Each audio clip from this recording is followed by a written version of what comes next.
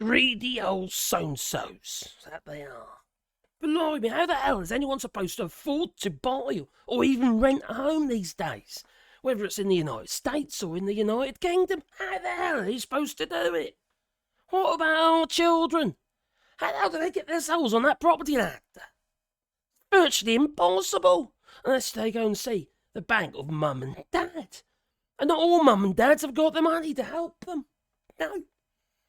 Well, before I get into this, because I have got some solutions here, which probably would never happen, but they're solutions nevertheless. Please boot the whole like button, helps the channel, you know. And if you want to support the channel, you do it on Patreon or buy us a coffee, and the links are down below. Well, there's also the super thanks. Well, you see, these greedy so-and-sos are happy to make shitloads of money. Loads of money when they build new homes.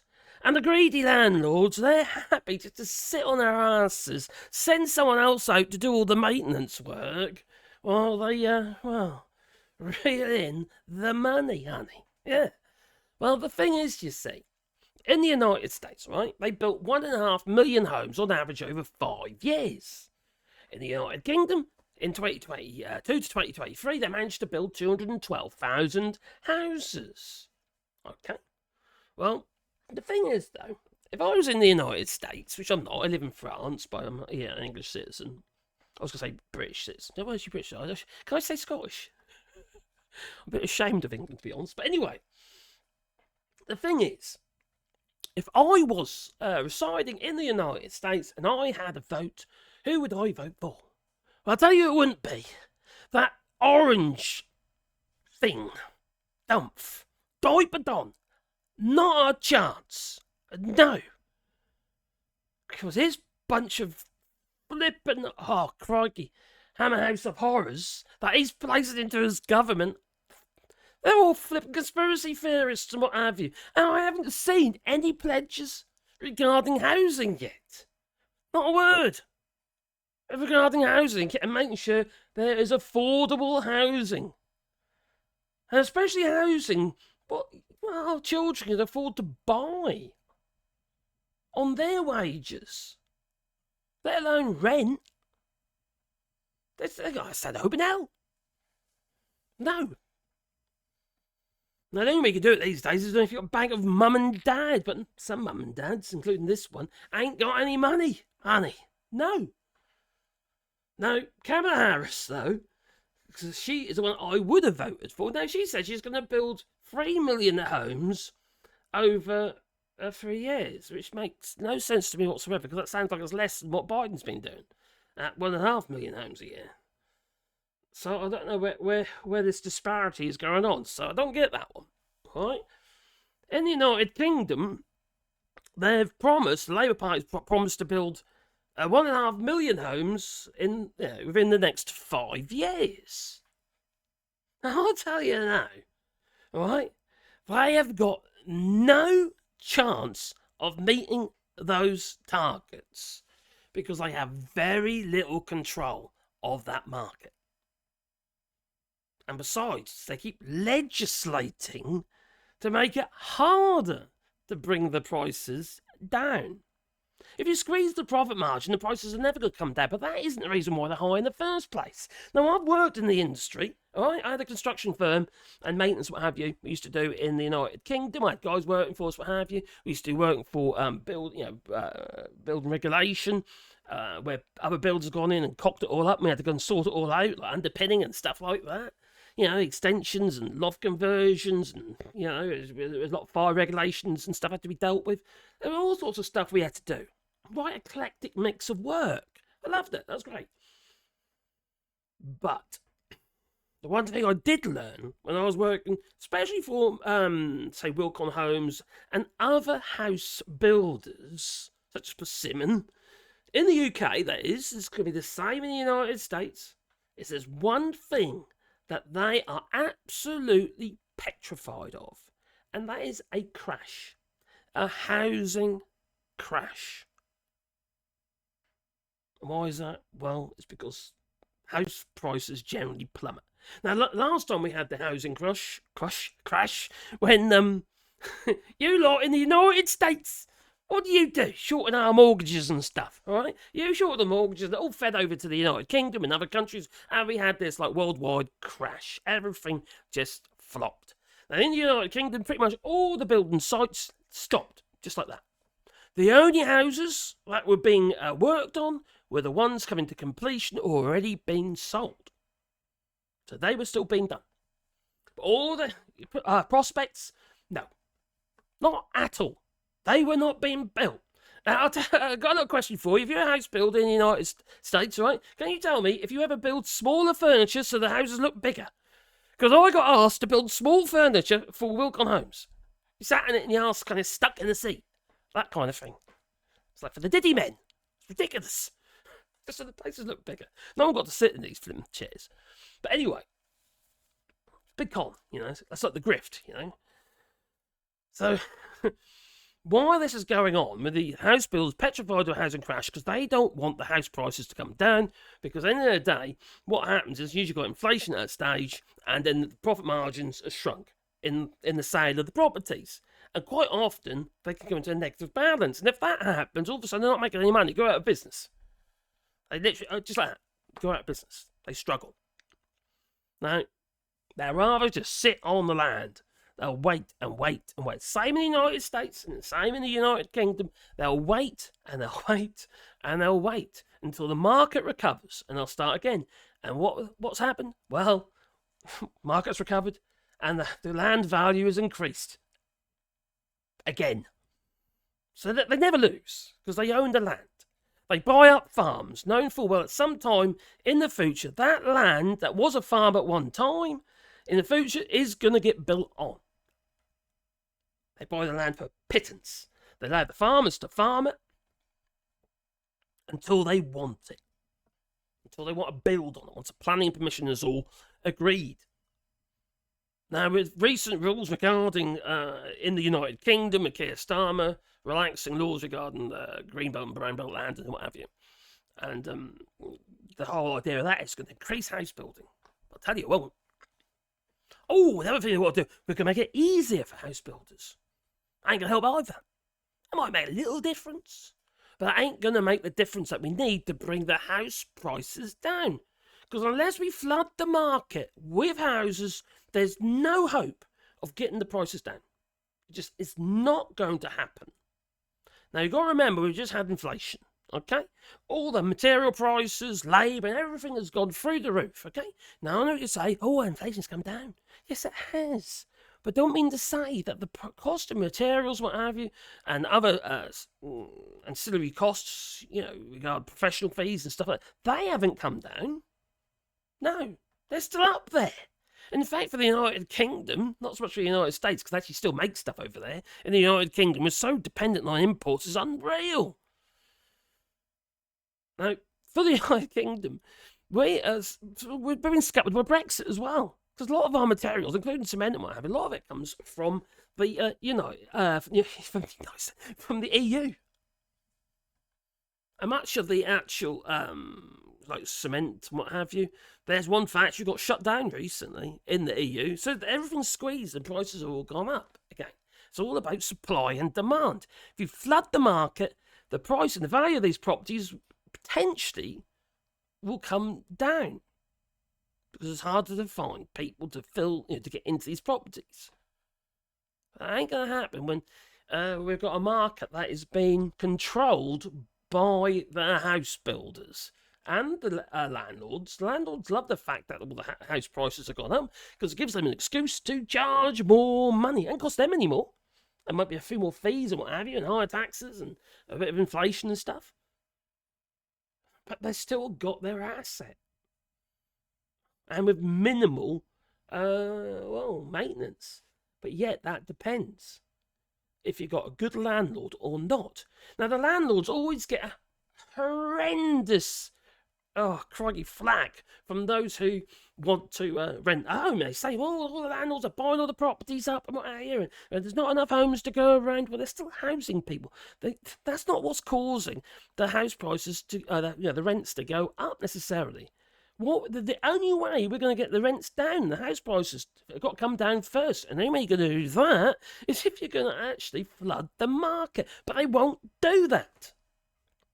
They won't do it. They make a very conscious decision on how many houses they are going to build each and every year just to be under the requirement. Now, many countries that have gone through a recession and inflation, for instance, would have seen their house prices plummet. In the UK, they just stagnated a little bit. That's all.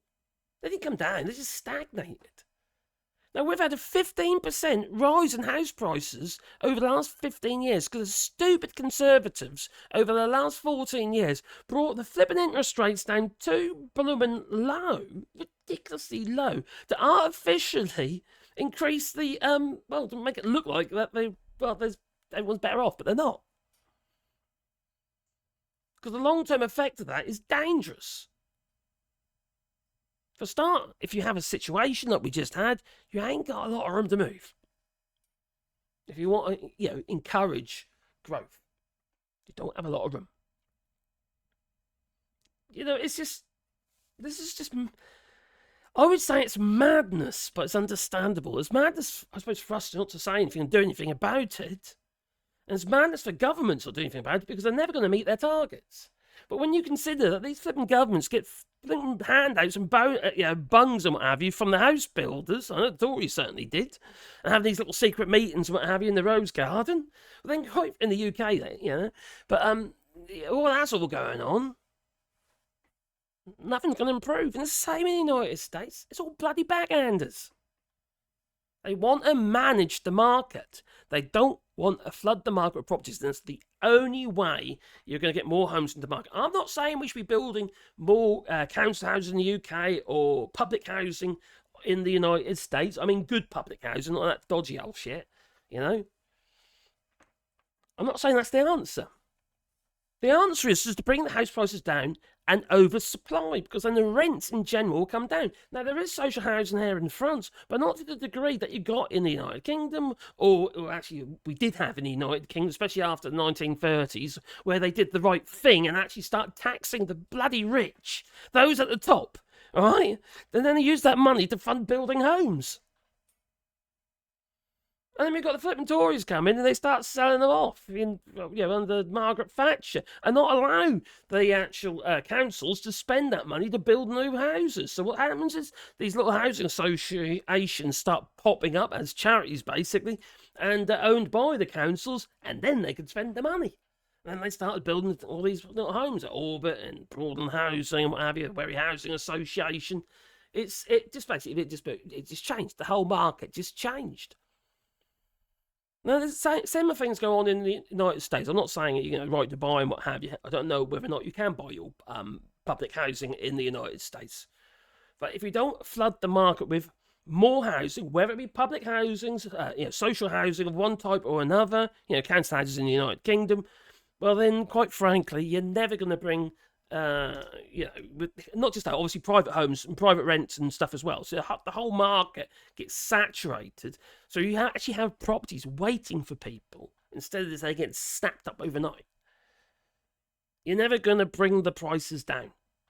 It's just not going to happen. I've seen it too many times before. I've been in the industry long enough to know how it works. And it is dodgy as that it is, if you know what I mean. Yeah, I just can't see any light at the end of the tunnel. So all these governments that tell us they're going to build all these flipping homes and what have you, the only way they're ever going to do it, and this is my kind of idea here, is like the UK government has they got British Energy, which is basically just a management company they're going to set up apparently, and it's going to be based in Scotland, and it's going to be basically just a way of actually. They're not actually producing any energy. It's just going to be another octopus or something. I don't know, octopus energy or something. It's just silly. But what we need is a nationalized house building company, and it could be based in different regions around the country. You could argue, say, different states around the United States. And they build the housing on behalf of the governments, and those houses get sold off as a profit, or they go into the public or social housing. But they are managed in a way, and they're sold through the government. And the government makes the profit. That becomes money for, well, it's taxes, for services, to build more houses. But they're not going to do it, because why are they getting these bungs from the construction industry, house builders, etc.? They ain't going to do it. They're just not going to do it. It's not really the construction industry. It's more really the house builders, to be fair. And I'm not referring to the small house builders because they don't work there. I'm talking about the big guys. The Wilcon Homes. I don't know what house builders you have in the US, to be honest. Please leave it in the comments down below. I do actually read the comments, just so you know. But in the United Kingdom, you've got Persimmon, Bow. So there's loads of them. Wilcon Homes, and there's loads of them out there. And there's some coming to, they get sold off, renamed. And so, anyway, lots of stuff go on. It's all dodgy. But they've got too much power. They've got too much power. They make all these promises to the government, so we'll do this and we'll do that, but they always make sure they're short. They're always shy of the targets because they don't want to actually, solve the problem.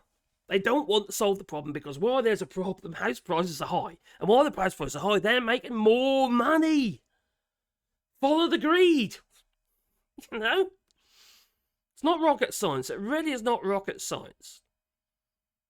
So anyone who thinks that any government is going to be able to build these homes, unless they take control of the house building, it is not going to happen.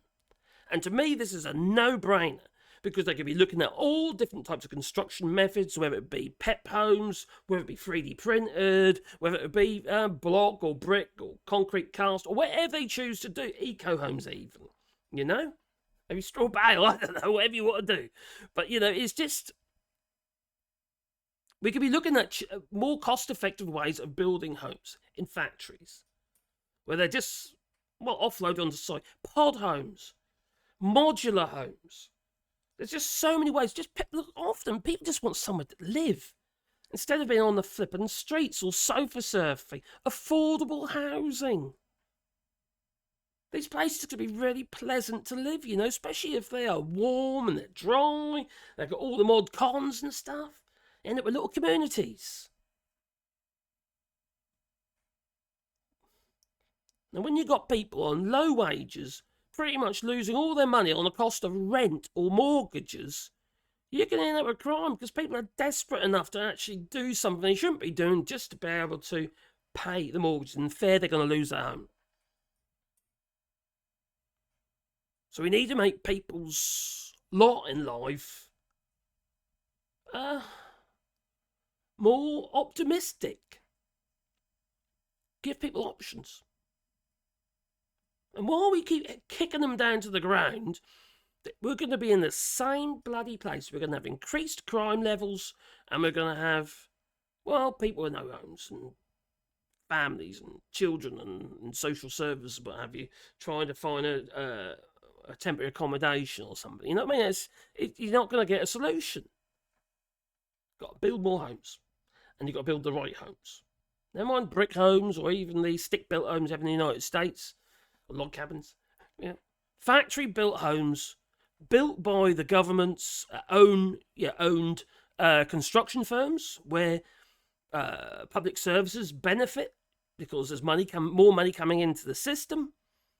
And those homes can be built at a much lower price because you're building so bloody many of them. Nationalise it. Oh my God, it sounds communist! Socialist, communist! Now in the United States, you fools, I'm sorry. What the hell are you playing at? Why on earth didn't you vote in Bernie Sanders? That man predicted what's going on here about 10 years ago. This is just nuts. Absolutely nuts. And in the United Kingdom, oh my Gideon, we've had some bloody shit, haven't we? And now it's your turn. With Diaper Don. Anyway, please boot the old like button and tell me what your thoughts are. Do you think that might help? It's just my ideas, just throwing it out there, I just think it could be not necessarily an answer to all the problems, but I think it could certainly flip and help. Because Diaper Don is not going to help you. No. I don't even think in the UK that Labour is going to either. I think they're going to want to, but unless they actually accept that they are under the thumb, they're not going to help you either in the UK. It's not going to happen. And the same applies to many other countries. It's just not just the United States. Major economies around the world where house prices are too high and people can't afford them. It's greed. Greed. And it's not just because of landlords. It's not just because people have got second homes and stuff like that. Or holiday homes. They are a tiny problem on the big scheme, on the scale of things. Tiny problem. We need to be looking at the meat of the problem. And the meat of the problem is who is building the bloody homes in the first place. And that's greedy ass house builders. I know it's not all of them, but I'm talking about the big guys. Anyway, like I say, please put the like button and subscribe to the channel. And maybe that little bell icon just there, give it a little tickle. Ooh, I felt that. But anyway, I won't get too excited, I am. Now, I'd like to point something out. Okay, I had a comment. A comment that criticised my disability. Yes. I have a disability. I have a condition. You might have heard of it before. Yes, some people think it's an imaginary condition, but I guarantee you bloody well it's not. I have fibromyalgia, and it affects my voice.